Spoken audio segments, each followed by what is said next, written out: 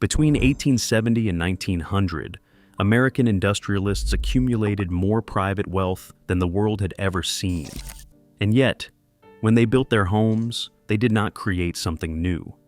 They turned to Europe, French chateaux, Italian Renaissance palaces and villas, and English country estates. The grandest mansions of the Gilded Age were shaped overwhelmingly by Old World architecture. The question worth asking is not simply what these families borrowed. It is what was missing from the richest country on earth that made its wealthiest citizens look elsewhere for legitimacy. By the last decades of the 19th century, the United States was awash in fortunes on a scale the country had never seen. Railroads stretched across the continent, linking cities and opening new markets.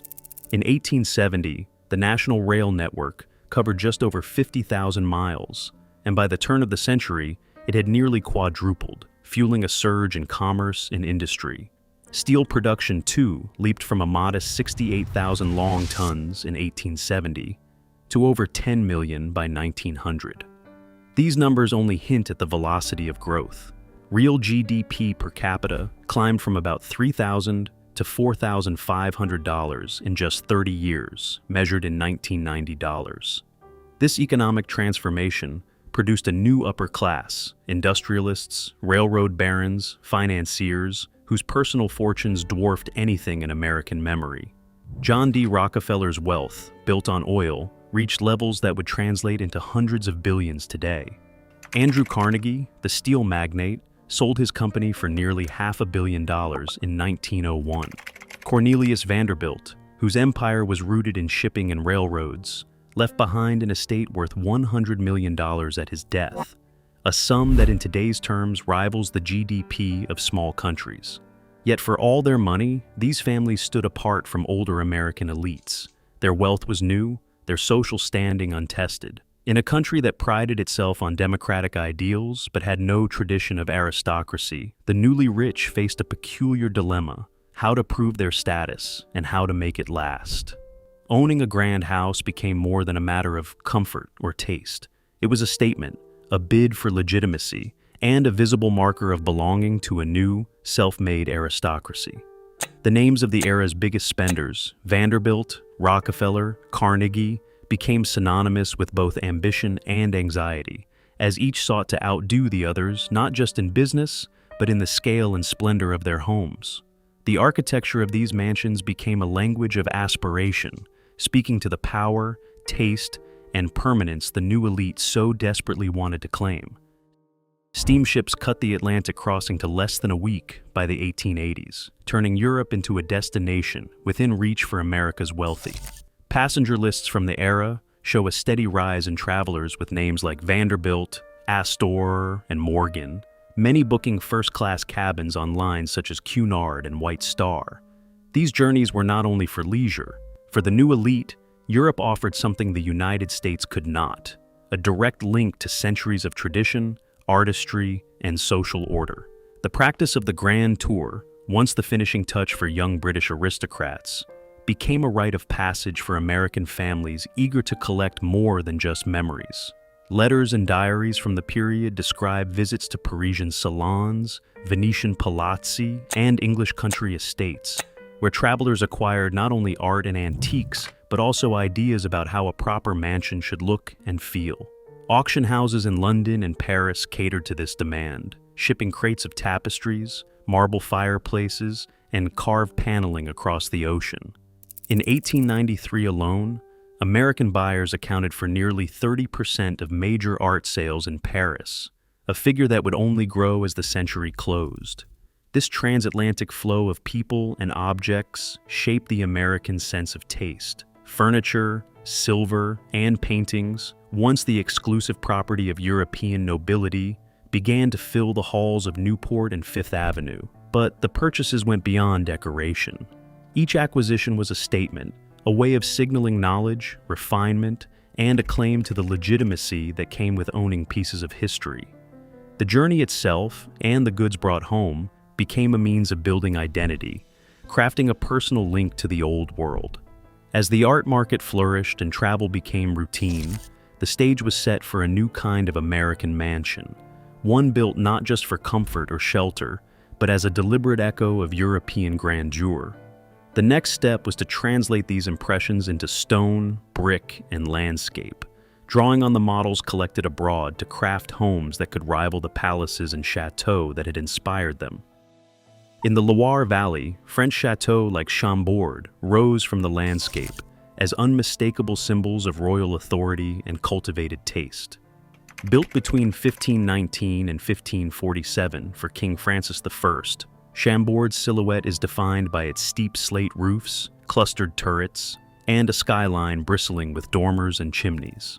The facade, a blend of Renaissance symmetry and medieval towers, projects both power and refinement. Surrounding it, formal gardens stretch out in geometric patterns, parterres and axial paths designed for processions and spectacle, all reinforcing the owner's command over nature and society. For America's Gilded Age elite, these visual cues offered more than inspiration, they provided a blueprint for legitimacy. The Biltmore Estate in Asheville, North Carolina, completed in 1895 for George Washington Vanderbilt II, stands as the most ambitious American translation of the French chateau ideal. Designed by Richard Morris Hunt, Biltmore borrows Chambord's vertical drama, with steeply pitched roofs, conical turrets, and elaborate dormers that punctuate the skyline. The estate's formal gardens, planned by Frederick Law Olmsted, echo the controlled vistas of French precedents, yet expand across hundreds of acres to suit the American taste for grandeur.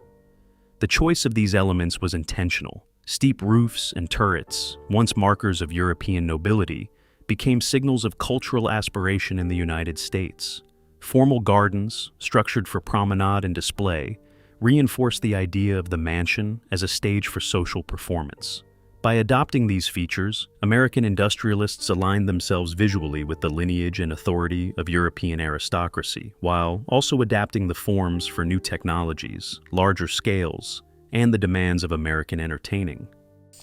In the hills outside Vicenza, Andrea Palladio completed the Villa Rotonda in 1567, setting a standard for classical harmony that would echo far beyond Italy. The villa's perfect symmetry, 4 identical porticos, and central dome reflected a deep belief in proportion and humanist ideals. Its broad terraces and columned facades invited the landscape into daily life, blurring the boundary between indoors and out. This measured balance, where architecture served both beauty and function, captivated American architects seeking models for a new elite. By the late 19th century, these principles found a bold translation on the Atlantic coast. The breakers, commissioned by Cornelius Vanderbilt II and finished in 1895, drew directly from Italian Renaissance precedents. Designed by Richard Morris Hunt, the mansion's limestone facade is anchored by a grand entrance framed with paired Ionic columns, a clear nod to Palladian order. The piano nobile, or main floor, rises above a rusticated base, just as in Renaissance palaces, signaling the importance of public reception spaces. Terraces stretch along the ocean side, echoing the open loggias of Italian villas and offering a stage for both private leisure and public display. Inside, the proportions remain precise. Vaulted ceilings, axial corridors, and a careful sequence of rooms create a sense of procession and hierarchy. Ornament is restrained compared to French models, favoring carved stone and painted ceilings over gilded excess. Yet the scale is distinctly American.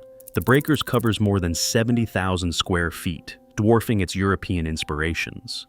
Here, the classical language of Italy became both a badge of cultivated taste and a framework for the social ambitions of the Gilded Age. On the English countryside, the Great House was more than a display of wealth. It was a living system, organized for both comfort and control. Holcombe Hall in Norfolk, built between 1734 and 1760, stands as a classic example. Its Palladian facade stretches across the landscape, but the real genius lies in how the house manages life inside and out. The main block, reserved for the family and guests, rises above a network of service wings set discreetly to the sides. Kitchens, laundries, and staff quarters are tucked away, connected by corridors that keep the machinery of daily life hidden from view. This separation allowed the owners to move through grand galleries and libraries undisturbed, while armies of servants worked behind the scenes. The English model did not just shape interiors, It reached into the landscape, where sweeping lawns and carefully placed trees created the illusion of untamed nature, a vision perfected by designers like Capability Brown. At Holcomb, Parkland blends almost seamlessly into the estate, erasing hard boundaries and giving the impression of effortless command over thousands of acres. The approach to the house is long and winding, building anticipation and framing the mansion as the natural center of its world. These ideas traveled across the Atlantic, finding eager adopters among Gilded Age families who saw the English country house as a blueprint for both privacy and spectacle. In American mansions, the hierarchy of rooms, hidden service routes, and landscape integration became tools for managing large households and hosting elaborate gatherings.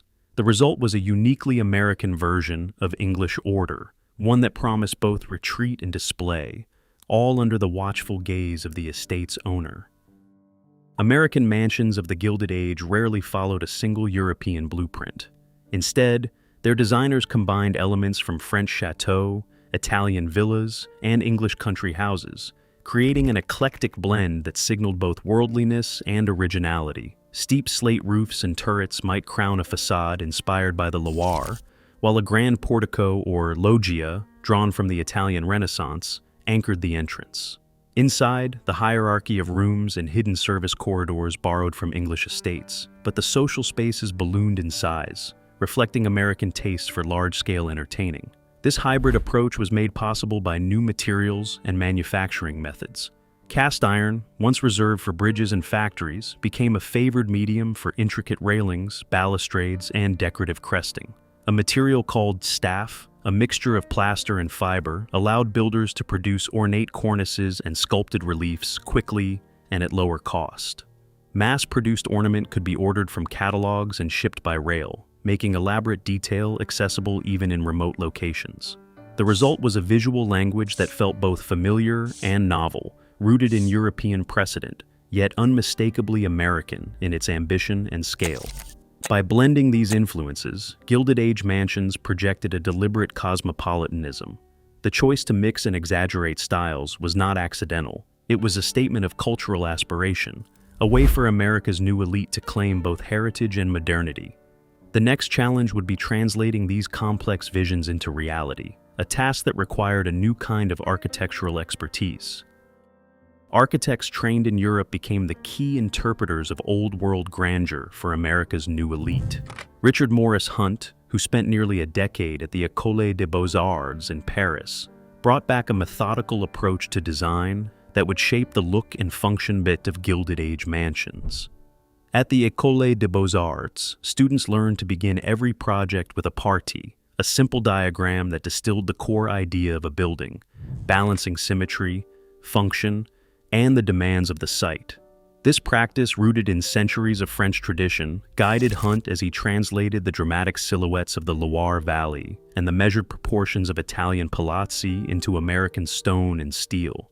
Hunt's training showed in every detail, from the axial planning of grand entrance halls to the careful sequencing of public and private rooms. His Biltmore estate, for example, used a clear hierarchy of spaces and processional routes, echoing the organization of French chateaux while adapting to the needs of American entertaining. The firm of McKim, Mead, and White, whose partners also studied in Paris or apprenticed under Hunt, applied similar principles. Their urban palaces and Newport villas drew on the symmetry and columned facades of Renaissance Italy, while inside, the flow of rooms followed the Beaux-Arts logic of function dictating form. Party diagrams from their archives reveal how these architects mapped out sightlines, circulation, and social hierarchies long before a single stone was laid. By acting as cultural translators, Hunt and his peers gave shape to the ambitions of their clients, ensuring that every mansion was both a reflection of European lineage and an assertion of American identity. Ballrooms stretched the length of city blocks.